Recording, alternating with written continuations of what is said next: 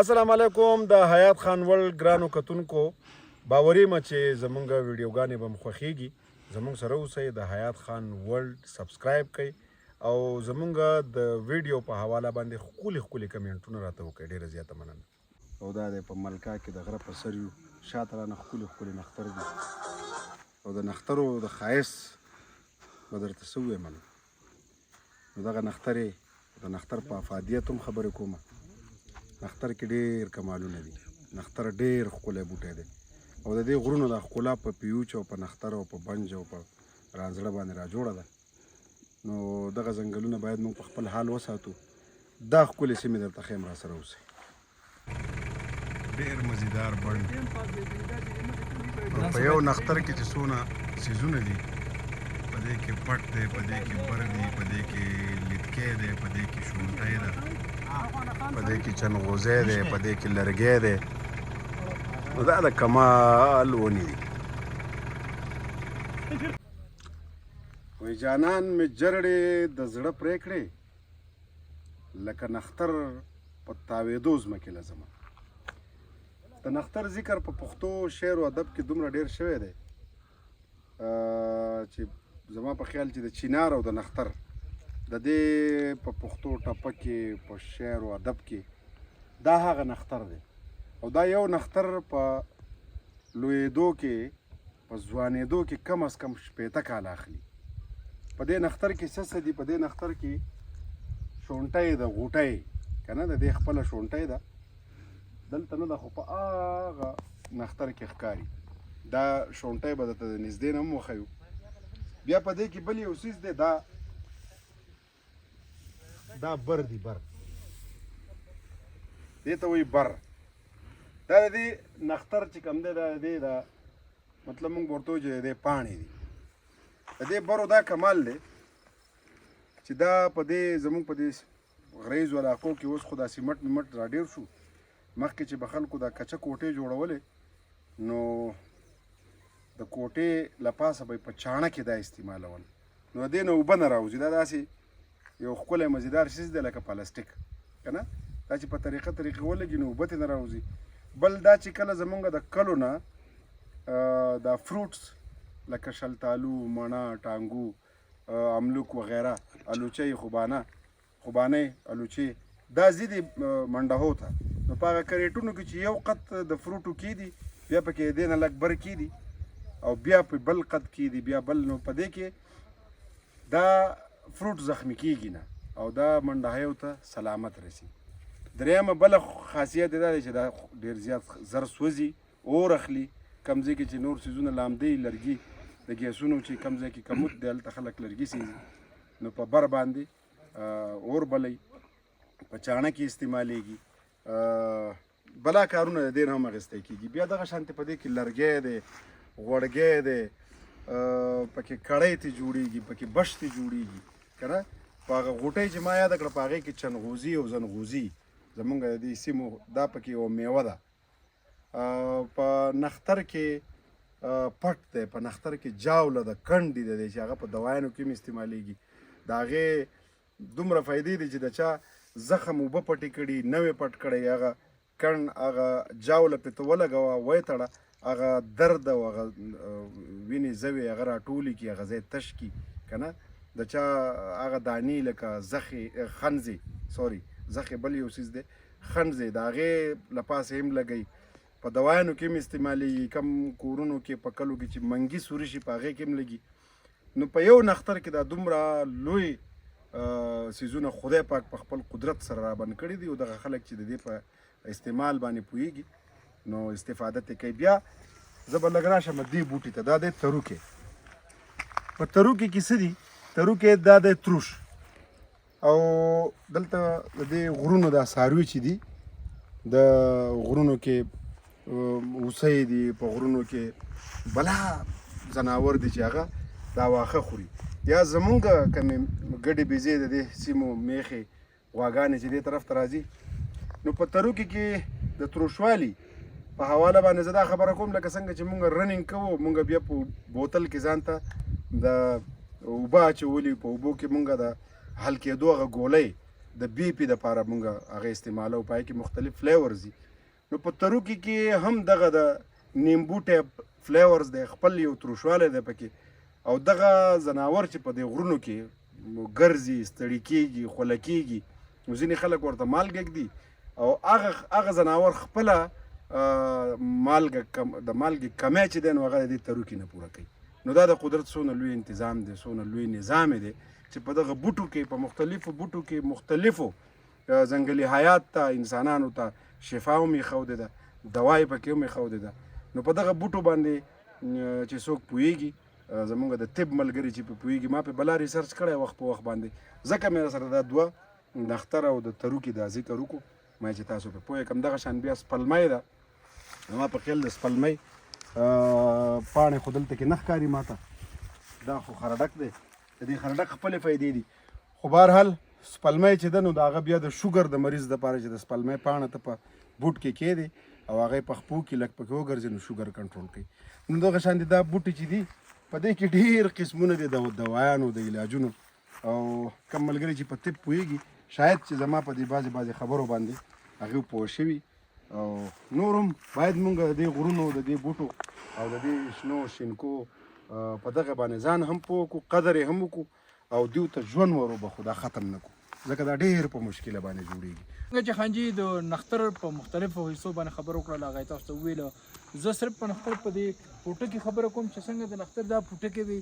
2.5 نه 3 انچو پورې دې غټوالی وي او پخوا به خلکو سرمنې چې دی هغه د دې نه رنګ کولې دا به یې توږل بیا د دې لپاره یو ګټه به څنګه چې ناسوارو مشین دی دغسې ګټه به هغه به یې دې باندې وړه کړل بیا به یې سرمن چې دی هغه په ګنډلې وه او درنده کړې به یې وه او سهار ماښام به یې دې کې هغه رنګاړه او سرمنې به یې ترېنه رنګول او دومره بهترین رنګ و د دې چې سرمن به ختمه خو شوه خو هغه رنګ به ترېنه نه دا که تاسو وګورئ د منځ کې دې ګنده بېروزه ده جاوله چې ورته وایي جاولې افادیت باندې هغې هم خبره وکړله طریقه کار دا چې دې کې جغنډو کې بیا په هغې کې کنډول کېږي په دویمه ورځ چې کله هغې نه جاوله راوځي نو هغه په ګرمو اوبو کې ویښوي او ململ کپړې نه یې چاڼ کړي او هغه بیا صفا جوله لاندې راشي سحر او ماښام بیا د هغې نه 3 څاڅکي په پیو کې چې څکي او د شوګر دپاره انتهایي زبردست چیز دی شوګر ختموي دغه کنټرول کوي او دې سره سره د وینې صفایي کوي چا باندې چې ډېرې زیاتې دانې راخیږي او یوه هفته استعمال کې سهار ماښام 3 څاڅکي په اوبو کې واچوي نو هغه ختموي منځ کې نو دغه د دې افادیت دی منځ کې ملګرو د ونو بوټو خبرې کوو دواخان صاحب را سره دی قربان د دواخان صاحب نه دواخان صاحب دا کوری راته ښکاري جی او د کوري په افادیت باندې لکه د دې نه چې اوبه وباسې د دې نه چې نرسوی وباسې په زخم یې ږدې د دې اوبه د ګرمۍ دپاره دا تور کوری دی په دې د څه معلومات شته لږ راکوز به شو دی کوري بیسیکلی د قدرت هغه تحفه ده چې دا موږ چې کوم د براډ بیس انټیبایوټیک چې استعمالوو د زخم دپاره د دغه دپاره نو دې کې الله تبارک وتعالی هغه حیثیت یې ښه دی د دې هم څلور حصې دي یو د دې پاڼه ده یو د دې میوه ده یو د دې د تنې پټ دی یو د دې د جرړې پټ دی او څلورم حصه د دې د جرړې چې کوم لرګی دی هغه دی د دې بیا استعمال چې دغه مختلف دی ګوره دا د زخم دپاره کار کوي بهترین کار کوي چې وړې کې زخم کټ شو او په غوړو کې دلته چې کومه زموږ ټریډیشنل ولسي طب چې ورته وایي په هغې کې په غوړو کې کېږي په زخم یې کېږي دي یقین وکړئ هغه بیا نه اوبه تروي او دومره زر هغه را کنټرول کړي سهار ماښام یې د هغې چې تلې اخلي معدې د زخم دپاره انتهایي بهترین څیز دی معده سوځي هغې دپاره بهترین څیز دی د هغې نه علاوه دا کومو کسانو چې انتهایي وجود کې ګرمایش وي او د دې جرړه چې دی هغه وخوټ کوي او په دویمه شپه هغې نه یو پیاله څکي دا لږ د ستاسو چې کوم ناظرین دي هغې په علم کې اضافه وکړم چې لږ دا سپینه وینه چې هغه د دې وجې نه کمیږي خلک به یې لګاتار څکي نو لګاتار څکل نه غواړي هر دویمه یو ورځ وقفه او یو ورځ هغې سره چې دا تاسو اوس کوئ 3 4 ورځې نو په دې اړ په غرمو کې به هم دغه نه کېږي ګرمي نه کېږي دې نه علاوه پخوا به دا خلکو غوانو باندې اوس کول نو هغې به چې دروازې یوې کوله په اړ کې نو هم به په هغې باندې خوله نه راتله د دې چې کوم میوه ده هغه چې د دې نه راواخلې وچه کړي او وروسته بیا هغه د ماشومانو خېټې درد لپاره یو تلې ورکړي نو په ځای باندې هغه ختم کړي. شوګر کنټرول کوي. او د دې نه علاوه یو بل زمونږ مشرانو به یو ټوټکه کوله دې تور دغه ته به د شیشې په بوتل کې به نیم سیر غوړي دا ډکې به پکې کېښودو، دا دې جړې ته به یې واچوو او بیا به یې په دې موسم چې راوباسل نو هغې نه به چې یو چمچ خوړله مسکې نو د ملا درد او د قوت مالدارګۍ دپاره لړل. یو جدید تحقیق بل دی د کم نارینه چې د نارینه بچي نه وي یا د هغه سپم چې دي په هغې کې مقدار کم وي یا کمزوري وي نو دا چې کوچو سره تور د کچکور کمن او دا په کوچو کې راواخلي او 2 ورځې استعمال کړي هغې نه وروسته د خپل ټیسټ وکړي انشاءالله. دغه شانتې په دې غر کې په دې غرونو کې مماڼې دي، په دې غرونو کې بنجان دي، په دې غرونو کې مامیخ دی، په دې غرونو کې ګوجۍ دي او مشباله. اوهو د دې ټولو خپل ډېر لوی کردار دی په طب په دنیا کې. نو بس چې په کم مونږ پوهېږو لږې لږې خبرې در سره کوو. زه به اوریم چې تاسو له به زموږ دا ولاګ خوند درکوي، را سره اوسئ. مابڼ چې دی په دې کې 300 او څلوېښت یعنې 340 بوټي 340 داسې بوټي اوسه پورې په ریسرچ کې مخته راغلي دي چې هغه په میډیسن کې استعمالیږي. هغې کې مشکباله ده، په هغې کې چې ډېر زیات مقدار کې کېږي، په هغې کې مامیخ دی، په هغې کې سره جړی ده او په هغې کې د ټول نه د دې هر یو بوټی چې دی هغه دارو دی. خو دې وخت چې موږ سره کوم بوټی دې ته ویلی شي مارجړی، دا مارجړی ده او دا که راوباسو دې په ویښ کې دومره غټه غوټه وي. اگر چې دا زهر دی خو د دې بیا هم په ډېرو مرضونو کې د دې استعمال کېږي، خصوصا مارجړی د دې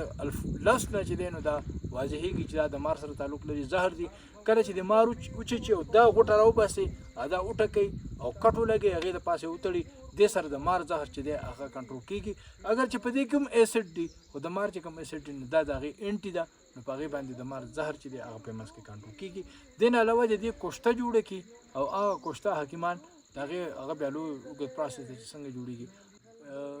الرجي چې چاته وي نو مختلف الرجو کې د هغې استعمال کېږي. جی قدرمن دې سره سره دا دې ته جړی وي په لوکل دې ځای په ژبه کې او دا یو ایورګرین د ښایست یا د کور د ښایسته کولو یا ډیکوریشن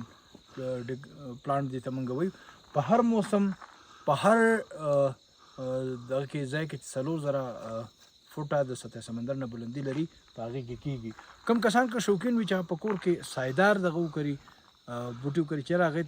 د سوري والا بوټي چې هغې ته نور نه لګي کمره کې دن نه وي نو دا که تاسو په ښار کې کوئ نو دا دن نه کېدي. دې لکه کټینګ وکړي زبردست ښکلی لوکیشن ورکوي او د دې سره سره د دې جړه چې ده هغه د څاروو په مختلفو مرضونو کې خلک یې شوي څاروو ته اچوي، خصوصا چې کله څاروی بند شي دغه وپړسېږي او د دې جړه چې دی هغه ویې شوي هغه ورته واړوي نو هغه آزاد شي دغه آزاد شي او مرګ نه بچ شي. دې سره سره دې ځای کې د خانجي سره یو بوټی ولګېدو چې دغه جلبنګ ورته وایي، دا دغه پاڼه د هغې د جلبنګ ده، دا مخامخ هم د جلبنګ بوټی ولاړ دی. دې کې نری نری لشي وي او هغه لشي چې وجود کې ولګي نو وجود سوځوي. خو دې سره سره دا یو د قیمتي بوټی هم دی، په داروګانو کې استعمالیږي، خصوصا چې چا د بدترین الرجي وي د خارښ د پیشاک او دا وټکوي دا کچروالي سره بوټی وټکوي او دا پې ومږي نو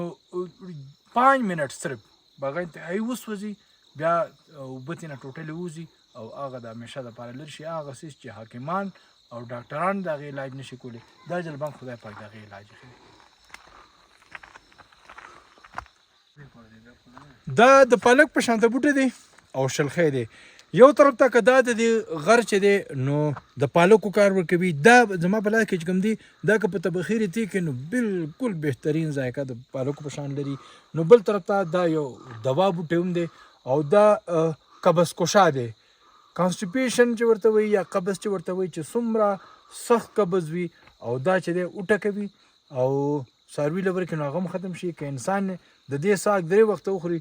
نو بنده خېټه چې دی هغه کولا وکړي او قبض خواستې الامراض ورته وایي نو قبض کشا د 3 وخته چې څوک د دې ساک وخوري نو قبض یې ختم شي. د هغې نه مخکې د دې جړ هم یشوي او هغه څاروي لا کوم څاروی چې زیاته بند شوی وي پړسېږي یا چې دلته کې زموږ په دغه کې ډډم نومې دغه دي هغه وخوري څاروی بند شي او دا ورته واچوي نو هغه څاروی چې دغه کولی شي. اکثر چې دلته څوک راشي ناشنا مېلمانه دلته کې ګرځي نو د جلبنګ ښکار شي او بیا سوځي وجود یې سوځي نو زه تاسو خو هم ګوره دا شلخی ولاړ دی او دا جلبنګ ولاړ دی نو کوم ځای کې چې جلبنګ وي هلته به شلخی خامخا وي که جلبنګ تاسو ووهئ او سوځئ نو دا شلخی راوشوکوه او دا په هغه ځای باندې ومږه هغه د جلبنګ د وجې نه چې کوم د وجوده سوځېدل وي هغه به ختم شي.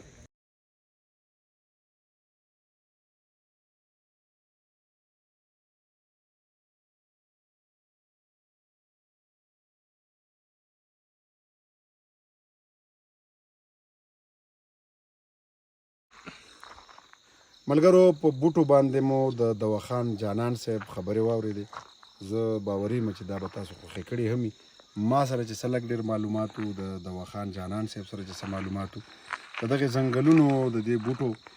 او د دې وښو د دې شینکو د دې خپل فایدې دي خپل د انساني ژوند ته ډېرې فایدې دي. نو په هغې باندې که کله هم موږ سره موقع میلاویږي او څوک پرې پوهېږي موږ به پرې خبرې کوو تر تاسو به یې در رسوو. نو باوري یم چې دغه د بوټو ده خبرې مو خوښې شوي. ملګرو د مابڼ بونیر ملکا د غرونو دغه ویډیوز به تاسو کتلي خوښې شوي به مې. د حیات خان ورلډ چینل د خوښولو مننه کوم. نورې داسې ښکلې ښکلې ویډیوګانې در سره به هم شریکو. څومره چې زمونږ ویډیوګانې وکتلې نو ستاسو یو جهان مننه کور مو ودان را سره اوسئ. نور ښکلې ښکلې ولاګونه درله هم جوړوم. ډېره زیاته مننه.